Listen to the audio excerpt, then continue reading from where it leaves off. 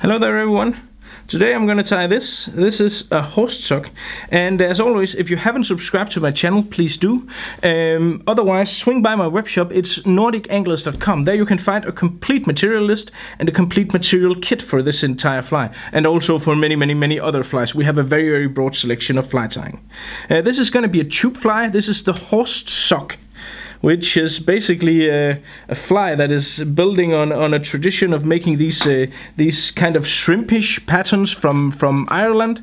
So basically it's along those lines of those traditions, and it's a way of making salmon flies that I really have been using a lot and find are tremendously effective. So the first thing we're gonna do is we're gonna add a tag or a butt. I can't recall. I think it's a butt. I think it's called a butt. You can correct me in the commentary if I'm wrong. But it's gonna be made from this Mirage tinsel. Looks very nice on the flies, easy to use, and gives a nice flash effect. Easy to use, they said. Like that.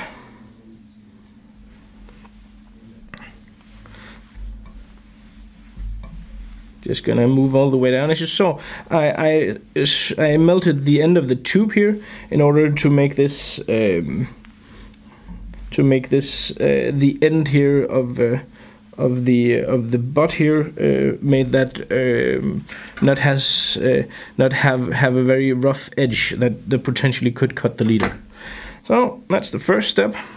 Again, it's very important here that you do not use too many turns of tying thread, because we are going to have this next section of body is going to be made of flat braid, and when you do that, it's kind of crucial for your fly to not be to make a nice looking flat braid body, to don't have too much bundles of tying thread and stuff like that. So be careful how many turns of thread that you actually apply.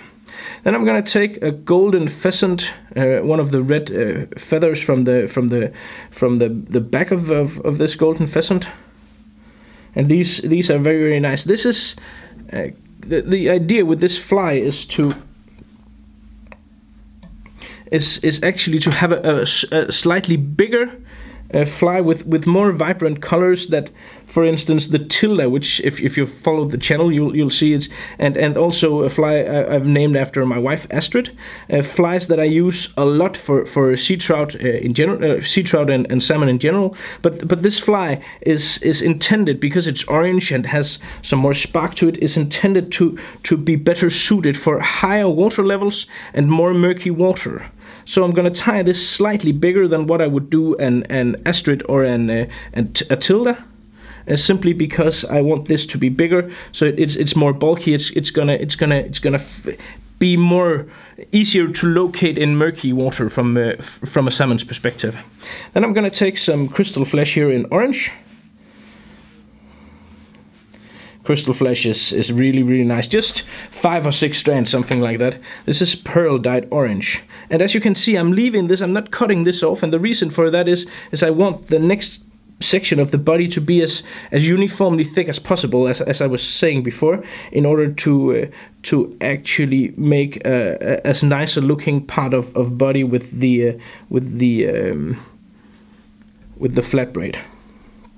Well, basically, just try to distribute the flesh fibers as evenly as you can, and that's fine for me. That. Then I'm gonna add some oval tinsel.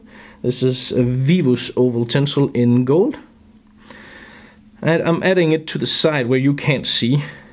And that's not to be rude; it's just easier for me. Basically, like this, and this will provide me with a more even body as when it comes to thickness.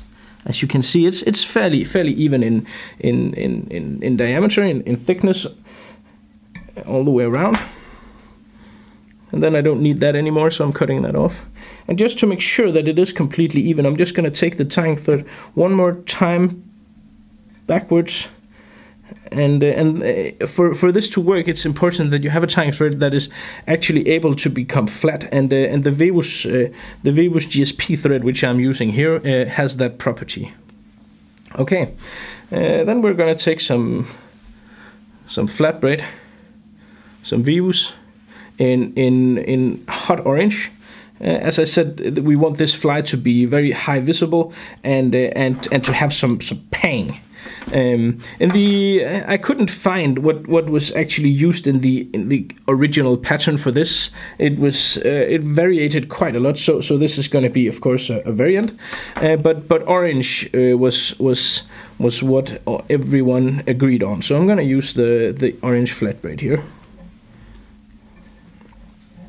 The length of this part of the body is, of course, something that you can decide for yourself in regard to how big you actually want the finished fly to be.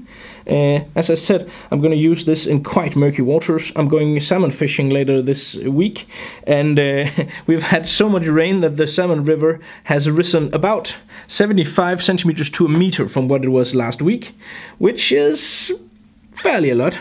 So I'm gonna use a bigger fly. Then I'm going to turn the rib, and what I want here is I want 3 turns of the rib here, not more than that. For a section of a body, then 3 turns is I think the correct number if you look to traditional flies and stuff like that, the rule book of fly tying. And since I started on my side, the side that is away from you, then I need to end up in the same place. So no matter where you look from, no matter where you look, you will have 3 turns of the rib. That's, it's not that crucial, but if you know these sort of things and you work by them, it's just, if you ever wanted to compete in fly tying competitions and stuff like that, then if you work these sort of things into your flies, well, it makes it easier. And also 3 turns, I think, is the aesthetically most pleasing number of turns for a fly like this. So yeah, in the original patterns we actually would have a big brown hackle towards the tail here, but I thought that would actually make it. I tried that when I tied this the first couple of times, but I felt like that simply made this too bushy and too big. I know I said this has to be big, but that's simply it felt too bulky for me. So yeah. It's a variation. You can get away with a lot of stuff if you just call the things you make variations. But it is a variation, but the general theme and the general idea and the principle of this fly remains. And to me that's the most important. I'm changing small stuff here, but I would never claim that this was, my new invention or something like that. I never would claim that. If I didn't feel that I had added or changed so much in a pattern that it actually warrants a new name, then I would never do that. There is a lot of disputes often about patterns and origins and stuff like that, and I try to give credit where credit is due, because it's hard these days to actually make something completely new. And that's also why I changed this quite a lot from the original pattern, but the fly will look and feel very much like a host sock. So of course it's a host sock. No doubt about that. I'm cutting off the thread because here I want to add some weight to the fly to make it fish deep. And the best way to do that is also to keep the balance even on the fly and to balance out the weight of the hook here. I'm going to add this. This is a flexi weight, flexi bead. Really nice addition to the Pro Sportfisher tube fly kit. Tube fly part and something that I really like, The Pro system is, in my book, the system, my go-to system, the system I use the most. I've used a lot of Futurefly in the past, but I must say I find myself more and more relying on the Pro Sportfisher one. So I added the bead here. As you can see, that's quite big, but we're gonna cover that with some hackles and stuff. And this will, as I said, even out the fly. It gives it a broader profile also. It makes these last two couple of hackles really stand out. So it gives a lot of profile, it gives a lot of weight, and it also moves a lot more water, so the fly will be easier to locate for the salmon and stuff like that. Basically, it's just win-win-win to add one of these. I'll take another brown hackle.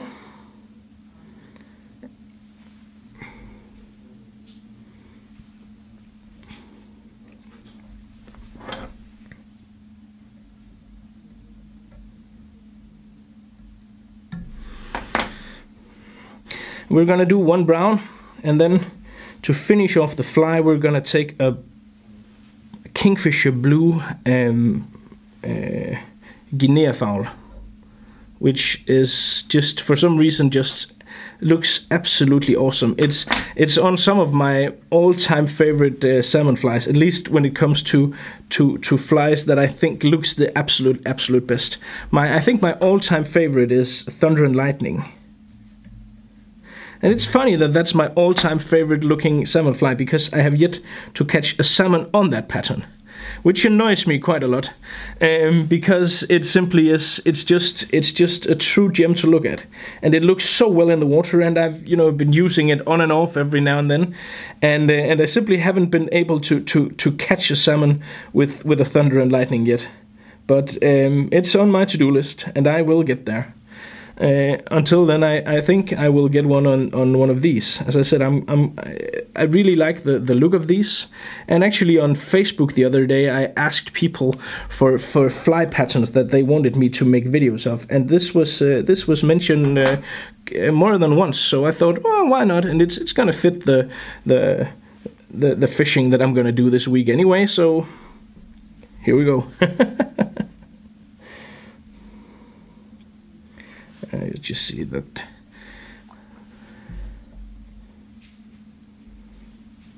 it just looks awesome. It just really, it adds a completely new dimension to this.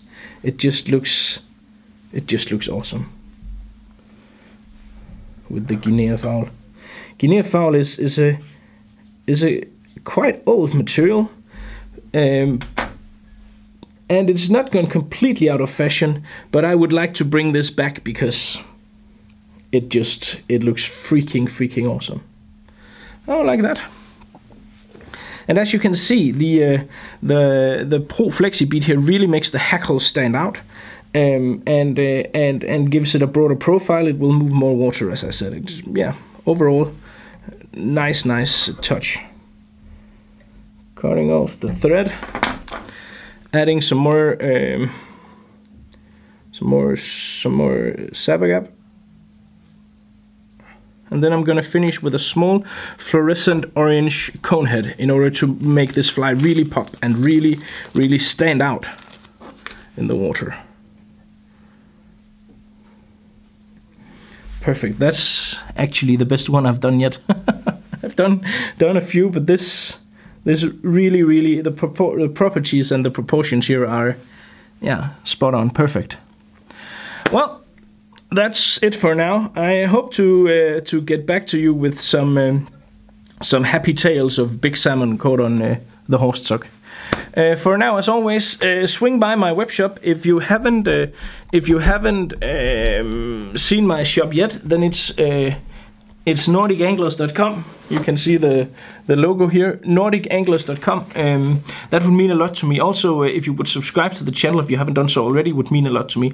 I will bring you more videos, and also more videos about how to actually fish the different types of flies that we're tying and stuff like that. So, until further notice,